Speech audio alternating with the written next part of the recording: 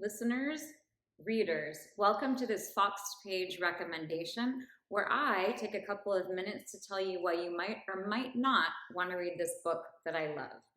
I can tell you right now that the answer to that question is that you definitely want to read this. This is the book that I was reading, toward the end of the pandemic when I was a little bit burnt out by everything, my seminars and lecturing included. And I read this book and thought to myself, this is something I have to share. This is a book that makes me want to get right back on that Zoom and get right back with my people and share. And not only did it encourage me to go back, it encouraged me to think a little bigger. We can thank Dorothy Baker and Cassandra at the wedding for the whole notion of the podcast at all. So this is a book. It was published in 1962. It was brought back out by the New York Review of Books. I will read almost anything that they bring out because their list is so incredible. They do an amazing job of publishing authors who maybe were very well known in their day and have maybe slipped out of favor. But this is one where I then proceeded to read everything that Dorothy Baker has read or has written before this. There may be 4 or 5 novels. 1962, it was published. It is the story about 2 identical twins who live in California, one of whom is about to get married.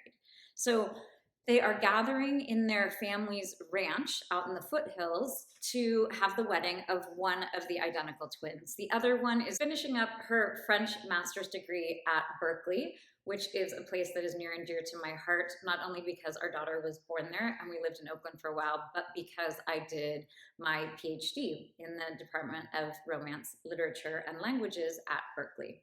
So what's incredible about this sense of place is the way that Dorothy Baker handles detail.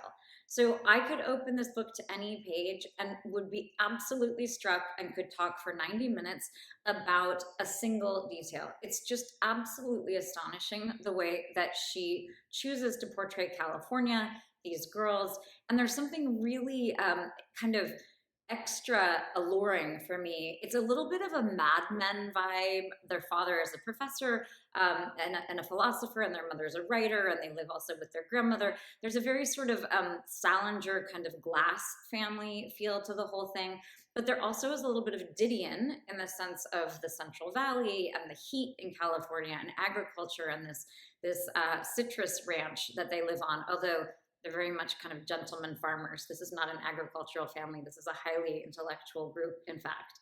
But you have this incredible setting. You have this incredible selection of details. On top of that, what makes this book really work is incredible character development.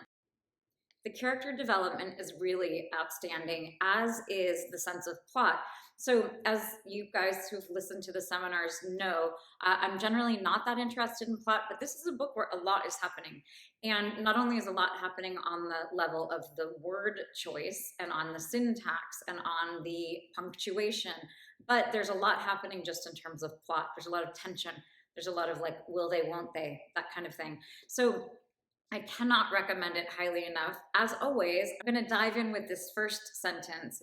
Those of you who've listened to the seminars before know that I put a lot of stock in paying close attention to this first sentence, the first paragraph, the first page. If we have a more challenging text, that first introduction will really show us what is to come, how we want to focus our attention, any of the nuance that we should be looking out for. But I can also tell you that for me, if the first sentence is not great, then I will have a very difficult time overcoming that obstacle. But in this case, it is the first sentence that really sucked me in. Okay, right on page 3 here. I told them I could be free by the 21st and that I'd come home the 22nd, June. But everything went better than I expected. I had all the examinations corrected and graded and returned to the office by 10 the morning of the 21st. And I went back to the apartment, feeling so footloose, so restless, that I started having some second thoughts. So this is really launching us, and it's giving a hint as to some of the conflict that we're going to find. But it also is there actually is a lot of attention paid to numbers and to sort of logistics. you might be thinking, what is with all those dates? But I can tell you that paying attention to Dorothy Baker really pays off. Every single choice that she makes in terms of detail, and certainly when she's repeating things the way that she is here, it's there's a lot more to that 21st than just the date that she thought she would head home. So you can imagine that in a book about identical twins, there is a lot about individuation. There's a lot about becoming your own person. And it's a huge deal for these young women, partially because they are identical twins, but also for other reasons as well. So on page 7 here, I looked across, she's at a bar. There's a lot of drinking. A lot of drinking is going on. That's a very Didion, California kind of thing. But we have, in a very Mad Men sort of 1962 feel. There's a very early 60s, end of the 50s vibe throughout the book.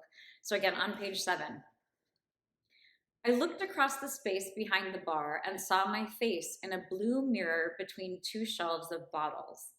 The bottles looked familiar enough, but I didn't immediately recognize the face. Mostly, I think, because I didn't want to.